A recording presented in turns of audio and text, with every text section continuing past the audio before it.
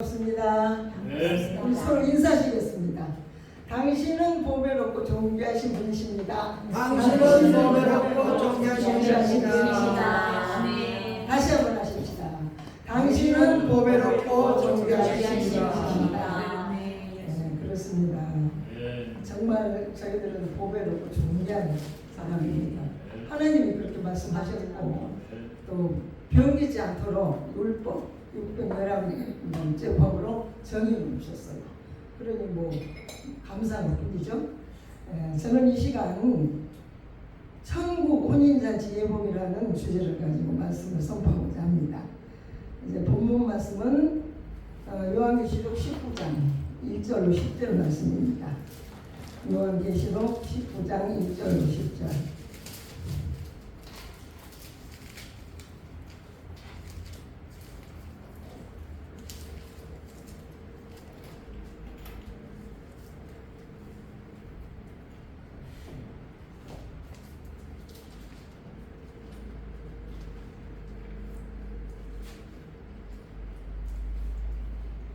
다 같이 한 목소리로 천천히 뜻을 생각하시면서 합독하시겠습니다. 이후에 내가 들으니 하늘에 흑암 무리의 큰 음성 같은 것이 있었다는데 할렐루야 구원과 영광과 능력이 우리 하나님께 있구나.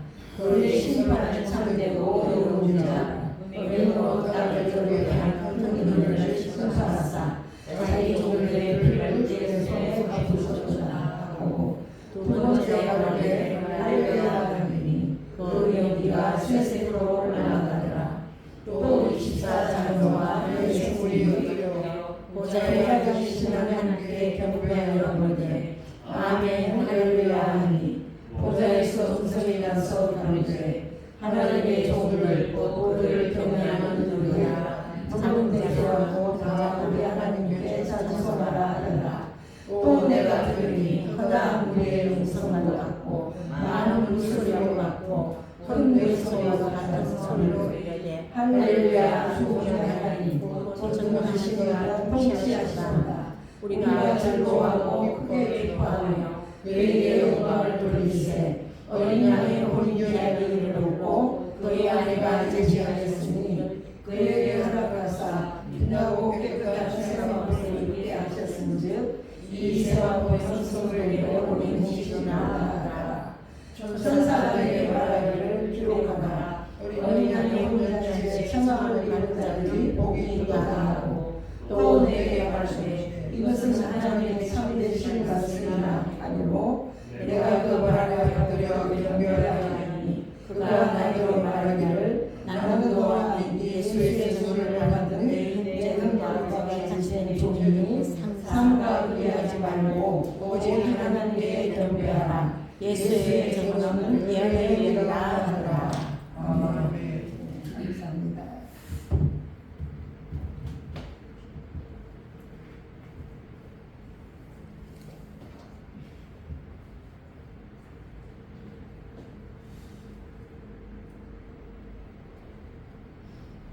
오늘 본문을 보면 1절에서 6절 사이에 할렐루야가 4번이나 언급됨을 봅니다.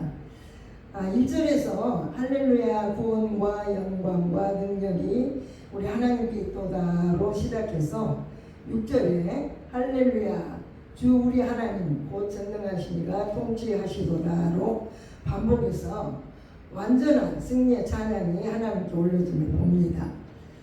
이것은 계시록 18장에 바벨론 멸망의 절정을 이룬 비가와 대조를 이룸을 봅니다. 비가는 슬픈 노래죠. 계시록 18장 19절에 보면 티끌을 자기 머리에 뿌리고 울고 애통하여 외쳐 가로되 화있도다 화있도다 이 큰 성이여 바다에서 배 부리는 모든 자들이 너의 보배로운 상품을 인하여 치부하였더니 이 시간에 망하였도다. 그 화려하고 흥왕했던 죄악의 도시 바벨론의 완전한 멸망을 할렐루야 승리의 성과로 하나님께 올려드리는 장면을 묘사하고 있음을 봅니다. 할렐루야는 찬양하라는 뜻으로 시편 146편에서 150편은 할렐루야 시라고 불립니다. 또 뿐만 아니라 이 할렐루야의 시편들은 유대인들과 애환을 같이 한 노래로서 수천 년 동안 유리 방황할 때에 동반된 노래이며 슬픔과 고난의 때에는 힘을 주고 구원과 승리의 날에는 기쁨의 송가로 불려주고 있습니다. 또한 이 노래는 매 절기 때마다 불리워져서 하나님의 구속과 약속에 대한 이스라엘의 신뢰를 회복시켜주는 찬양입니다. 한편 할렐루야는 오직 하나님께만 돌릴 수 있는데 그 이유는 그분의 심판은 참되며 구원과 능력과 영광이 하나님께만 있기 때문입니다. 그러면 이제 오늘의 주제인 천국 혼인잔치 예복에 대해서 말씀을 보겠습니다. 본문 7절을 다시 같이 한번 읽어보실까요? 본문 7절에 보면 우리가 진솔하고 크게 기뻐하여 그에게 영광을 돌리세 어린 양의 혼인 기한이 이르렀고 그 아내가 임신하였으니 그에게 허락하사 빛나고 깨끗한 세마포를 입게 하였은즉 이 세마포는 성도들의 혼인식이라 하더라. 이 말씀은 정리해 보면 첫째 어린 양의 혼인 기한이 이르렀다고 하고요. 두 번째는 아내가 예비되었고 세 번째는 빛나고 깨끗한 세마포를 입게 하라고 하십니다. 참고로 요한복음 1장 29절을 보면 세례 요한 예수께서 세례 받으러 자기에게 나오심을 보고 가로되 보라 세상 죄를 지고 가는 하나님의 어린 양이로다 하셨죠. 바로 이 어린 양이 십자가의 기적을 다 이루시고 부활 승천하셔서 하나님의 보좌에 앉으신 완전한 어린 양이십니다. 이제 이 어린 양의 혼인 계약이 이르렀다는 것입니다. 그러면 이제 신부에 대한 말씀을 보겠습니다. 계시록 22장 1절에 보면 제가 읽어드리겠습니다. 또 내가 새 하늘과 새 땅을 보니 처음 하늘과 처음 땅이 없어졌고 바다도 다시 있지 않더라. 이 말씀은 십자가 사건으로 처음 하늘과 처음 땅, 즉 예수와 나는 십자가에서 죽고 새 하늘과 새 땅, 즉 그리스도와 내가 새 예루살렘으로 완성되었다는 말씀입니다. 또 2절에 보면 또 내가 봄에 거룩한 성 새 예루살렘이 하나님께로부터 하늘에서 내려오니 그 예비한 것이 신부가 남편을 위하여 단장한 것 같더라. 신부 역시 처음 하늘과 처음 땅으로 십자가 사건으로 없어졌고 새 하늘과 새 땅, 새 예루살렘으로 완성된 신부가 되었다는 말씀입니다. 즉 새 하늘은 그리스도를 뜻하고 새 땅은 나 이제 거듭난 저희를 뜻하고 또 신부를 뜻합니다. 새 예루살렘은 교회 살아있는 몸 성전을 의미하고 교회의 머리는 그리스도십니다. 사랑하는 여러분, 우리는 지금 현재 어떤 옷을 입고 있을까요? 하나님께서 천지 창조를 하시고 첫사람 아담 하와에게 어떤 옷을 입혀주셨을까요? 말씀을 통하여 알아보겠습니다. 창세기 2장 25절에 보면 아담과 그 아내 두 사람이 벌거벗었으나 부끄러워 아니하니라. 여기 창세기 2장의 아담은 하나님께서 흙으로 하나님의 형상대로 창조하시고 생기를 코에 불어넣으시니 생명이 된 사람으로 죄의 모양은 있으나 죄는 없는 한 아담입니다. 그러니까 죄 짓기 전 아담이죠. 바울 사도께서도 로마서 5장 14절에서 아담은 오실자의 표상이라고 증거하셨으며 또한 하나님께서 흙으로 각종 들 짐승과 공중에 각종 새를 지으시고 아담이 어떻게 이름을 짓나 보시려고 그것들을 아담에게로 이끌어 이르시니 아담이 각 생물을 이끄는 바가 곧 그 일입니다. 이처럼 아담은 하나님의 시험에도 100% 합격했습니다.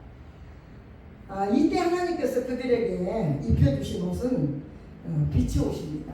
즉 벌거벗은 옷이죠. 이 옷이 또한 빛나고 깨끗한 세마포, 즉 신부의 옷인 것입니다. 그리고 바로 옷의 원조로 인간이 입은 첫 번째 옷인 것입니다. 그러면 이제 두 번째 옷으로 가보겠습니다. 두 번째 옷은 무화과 나무 잎의 옷입니다. 창세기 3장 7절에 보면 이에 그들의 눈이 밝아 자기들의 몸이 벗은 줄을 알고 무화과 나무 잎을 엮어 치마를 하였더라. 빛의 옷은 사라지고 아담은 왜 무화과 나무 잎의 옷을 입었을까요? 창세기 3장 1절에서 6절 말씀 우리 강도사님 읽어주세요. 창세기 3장 1절에서 6절. 그런데 뱀은 여호와 하나님이 지으신 들 짐승 중에 가장 간교하니라. 뱀이 여자에게 물어 이르되 하나님이 참으로 너희에게 동산 모든 나무의 열매를 먹지 말라 하시더냐. 여자가 뱀에게 말하되 동산 나무의 열매를 우리가 먹을 수 있으나 동산 중앙에 있는 나무의 열매는 하나님의 말씀에 너희는 먹지도 말고 만지지도 말라 너희가 죽을까 하노라 하셨느니라. 뱀이 여자에게 이르되 너희가 결코 죽지 아니하리라. 너희가 그것을 먹는 날에는 너희 눈이 밝아져 하나님과 같이 되어 선악을 알 줄을 하나님이 아심이라. 여자가 그 나무를 본적 먹음직도 하고 보암직도 하고 지혜롭게 할 만큼 탐스럽기도 한 나무인지라. 여자가 그 나무 열매를 따먹고 자기와 함께 있는 남편에게도 주매 그도 먹은지라. 네, 감사합니다. 하와와 뱀의 대화 내용이죠. 하와가 뱀의 유혹에 넘어가 하나님께서 먹지 말라고 금하시는 선악과를 따먹고 남편인 아담에게도 주었습니다. 아담은 하와를 사랑하기 때문에 거절하지 못하고 같이 먹었습니다. 그 결과로 하나님께서 입혀주신 빛의 옷이 사라지고 그들이 눈이 밝아져 자기들의 몸이 벗은 줄을 알게 되어 무화과 나무 잎을 엮어 치마를 만들어 부끄러움을 가리려 했습니다. 그러나 그것은 불가능한 일이었습니다. 처음에는 가려지는 듯 했으나 햇빛에 노출되니 잎은 말라 그들의 수치를 가릴 수가 없었습니다. 이것은 무엇을 의미합니까? 인간은 인간의 죄를 스스로 해결할 수 없음을 깨달아야 하겠습니다. 한편 이 사건이 바로 십자가의 사랑을 예표하고 있음을 알 수 있습니다. 요한복음 3장 16절에 보면 하나님이 세상을 이처럼 사랑하사 독생자를 주셨으니 이는 저를 믿는 자마다 멸망치 않고 영생을 얻게 하려 하심이라고 말씀하고 계십니다. 사랑하는 여러분, 우리는 독생자를 주신 하나님의 사랑과 강교한 뱀의 유혹의 중간에서 하나님께서 주신 자유의지를 가지고 늘 선택하는 삶을 살아가야 하는 위치에 서 있는 인간들입니다. 우리의 선택에 따라 심판과 구원, 또 영생과 영벌로 돌이킬 수 없는 무서운 결과를 가져올 수 있는 것입니다. 우리 하나님 아버지는 사랑의 하나님이심과 동시에 공의의 하나님이심을 늘 기억해야 하겠습니다. 죄에 대해서는 반드시 보응하시는 공의의 하나님이십니다. 이와 같이 하나님의 말씀에 불순종함으로 빛의 옷은 사라지고 인간이 스스로 만든 무화과 나무 잎의 옷으로 바꾸어 입게 되었습니다. 옷은 바뀌었지만 사람은 여전히 같은 사람이지요. 하나님께서는 이 사실을 모르실까요? 물론 다 알고 계시죠. 그런데 창세기 3장 9절에서 11절 말씀을 보면 아담아 네가 어디 있느냐 내가 동산에서 하나님의 소리를 듣고 내가 벗었으므로 두려워하여 숨었나이다. 누가 내게 벗었음을 네게 보았느냐 내가 먹지 말라 명한 그 나무 실과를 네가 먹었느냐 하나님이 주셔서 나와 함께하게 하신 여자 그가 나무 실과를 내게 주므로 내가 먹었나이다. 하나님과 아담의 대화의 내용을 통하여 우리는 죄의 결과를 볼 수 있습니다. 하나님께서 아담의 갈빗대로 여자를 만드셔서 그를 아담에게로 이끌어 오시니 아담이 이는 내 뼈 중에 뼈요 살 중에 살이라고 기뻐했던 아담이 죄를 하와에게 전가함을 봅니다. 죄는 관계를 파괴하며 또 핑계하며 나아가서는 시기 질투 결국은 비호하게 되는 무서운 결과를 가져온다는 것을 알아야 하겠습니다. 그러나 사랑은 허다한 죄를 덮는다고 베드로 사도는 말씀하며 무엇보다도 열심으로 서로 사랑할 것을 고민하고 있습니다. 사랑하는 여러분, 아담은 불순종의 대가로 하나님과의 관계는 단절되고 하나님께서 아담에게 이르시되 네가 네 아내의 말을 듣고 내가 너희를 먹지 말라 한 나무의 실과를 먹었은즉 땅은 너로 인하여 저주를 받고 너는 종신토록 수고하여야 그 소산을 먹으리라는 벌을 받고 너는 흑인이 흑으로 돌아갈 것이니라고 하나님께서 말씀하셨습니다. 하늘 아담으로서 오십자의 표상이었던 아담이 그 신분이 완전히 달랐대요. 땅의 사람이 되어 빛의 옷은 사라지고 무화과 나무 입으로 부끄러움을 가려야 하는 신세가 되고 말았습니다. 그럼 이제 세 번째 옷으로 갑니다. 세 번째 옷은 가죽옷입니다. 창세기 3장 21절을 보면 여호와 하나님이 아담과 그 아내를 위하여 가죽옷을 지어 입히시니라. 하나님께서는 아담의 불순종에도 불구하시고 가죽옷을 지어 입혀주셨습니다. 이 가죽옷은 현실적으로는 거친 환경 속에서 살아가는 인간에 대한 하나님의 긍휼을 나타내는 구절이며 또 예표적으로는 하나님과의 단절된 관계 회복을 위해서는 피 흘림이 반드시 있어야 됨을 암시하고 있습니다. 즉 본절에 기록된 첫 짐승의 희생은 인간 속죄를 위해 구약시대에 그 숱한 동물들의 죽음을 통한 속죄 제물로 받잖아요. 마침내 그리스도 예수의 죽음을 통한 화해가 반드시 요청되는 메시아적 사상을 담고 있습니다. 로마서 3장 25절을 보면 이 예수를 하나님이 그의 피로 인하여 믿음으로 말미암는 화목제물로 세우셨으니 이는 하나님께서 깊이 길이 참으시는 중에 전에 지은 죄를 강구하심으로 자기의 의로우심을 나타내려 하시니라. 또 히브리 9장 22절을 보면 율법을 쫓아 거의 모든 물건이 피로써 정결케 되나니 피 흘림이 없은즉 죄 사함이 없느니라고 말씀하고 계십니다. 우리는 여기서 무화과 나무 잎의 옷과 가죽옷 사이에 십자가 사건이 있음을 깨닫게 됩니다. 가죽옷은 피의 제사를 의미합니다. 짐승의 희생을 통하여 얻어진 가죽옷의 의미를 우리가 깨달을 때 십자가 위에서 단번에 피의 제사를 드려주심으로 우리 육을 다 이루어주신 대속의 사랑을 알게 됩니다. 그러면 우리는 이 가죽옷을 계속 입고 있어야 할까요? 우리가 깨달았으면, 이제 알았으면 우리는 우리의 옷을 찾아 갈아입어야 하겠습니다. 어떤 옷으로 갈아입어야 할까요? 과연 하나님께서는 우리에게 어떤 옷을 입혀주시길 원하실까요? 그 옷은 불순종으로 사라진 빛의 옷입니다.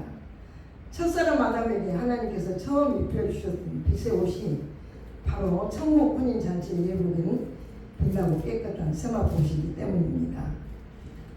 요한복음 8장 12절에 보면 나는 세상의 빛이니 나를 따르는 자는 어둠에 다니지 아니하고 생명의 빛을 얻으리라고 말씀하십니다. 햇빛이 비춰도 영적으로 캄캄한 이 땅에 참빛이신 그리스도께서 우리 안에 오셨습니다. 우리를 빛의 자녀로 만드시기 위해서 오신 것입니다. 빛의 자녀가 된 우리는 이제 신령한 영의 양식을 먹고 살아야 빛의 갑옷을 입을 수 있습니다. 자라지 않고 어린아이로 있다면 빛의 갑옷을 입을 수가 없겠죠. 우리가 싸울 상대는 창세기에서 하와를 유혹한 뱀이 아니라 계시록에 어둠을 먹고 자란 용과 싸워야 하기 때문에 우리는 빛의 갑옷을 입을 수 있는 빛의 사자가 되어야 용과의 싸움에서 승리할 수가 있습니다. 그러나 우리가 할 일은 아무것도 없습니다. 이미 그리스도께서 내 안에 계심을 믿으십시오. 그리고 날마다 순간마다 그분을 바라보십시오. 그리고 우리는 아무것도 할 수 없는 존재라는 것을 인정하십시오. 우리는 그분을 신뢰하며 그분께서 이루신 일들을 믿고 기뻐하며 순종하는 것입니다. 이것만 우리가 할 일입니다. 그리스도 안에서 신부인 교회는 영원 전부터 택함을 받았습니다. 혼인은 구약시대를 통해서 예고되었습니다.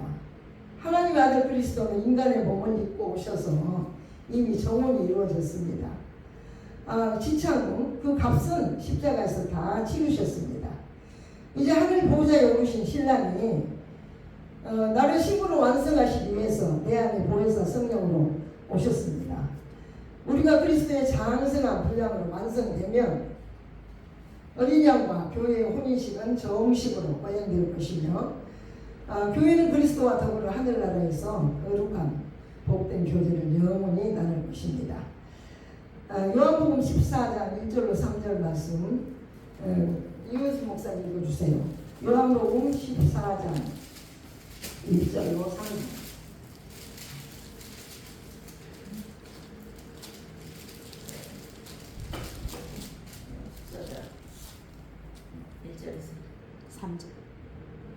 너희는 마음에 근심하지 말라. 하나님을 믿으니 또 나를 믿으라. 내 아버지 집에 거할 곳이 많도다. 그렇지 않으면 너희에게 일렀으리라. 내가 너희를 위하여 처소를 예비하러 가노니 가서 너희를 위하여 처소를 예비하면 내가 다시 와서 너희를 내게로 영접하여 나 있는 곳에 너희도 있게 하리라. 아멘. 감사합니다. 이렇게 약속하셨습니다. 우리는 지금 이 땅에서 정원한 신부로서 신부 수업을 받고 있는 주님을 믿으시기 바랍니다. 요한계시록 1장 3절에 보면 이 예언의 말씀을 읽는 자와 듣는 자들과 그 가운데 기록한 것을 지키는 자들이 복이 있나니 때가 가까우니라. 어린 양의 혼인 기약이 이르렀다는 것입니다. 우리 마태복음 25장 천국 비유, 열처녀 비유를 우리 교도하시겠습니다. 그리고 말씀을 마무리하고자 합니다. 마태복음 25장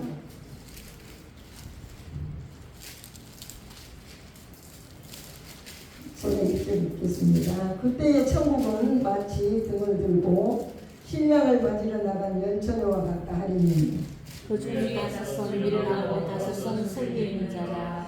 미련한 자들은 등을 가지되 기름을 가지지 아니하고 설계 있는 자들은 그릇에 기름을 담아 등과 함께 가져갔더니 신랑이 드디어므로 다 졸며 잤세. 밤중에 소리하는데 보라 신랑이로다 맞으러 나오라. 이에 그 처녀들이 다 일어나 등을 준비할세. 미련한 자들이 설계 있는 자들에게 이르되 우리도 등이 꺼져가니 너희 기름을 좀 나눠달라 하더라.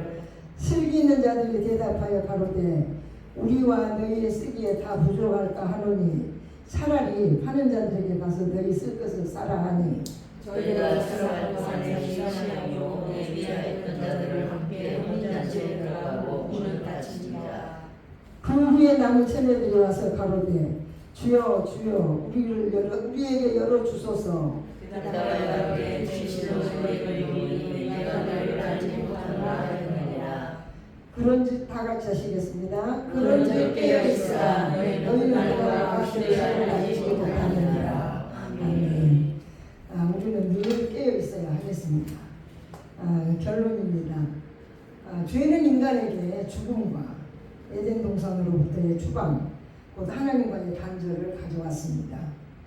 진정한 삶은 생명의 근원이신 하나님과의 교제 안에 있으며 죽음은 그 교제가 끊어진 분리의 상태를 뜻합니다.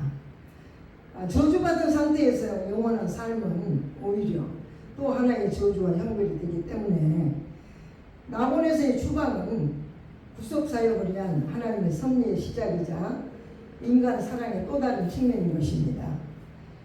하나님께서는 가죽옷이란 피해 제사를 통하여 구원의 길을 열으셨고 우리가 돌아갈 길을 또한 열어놓으신 것입니다.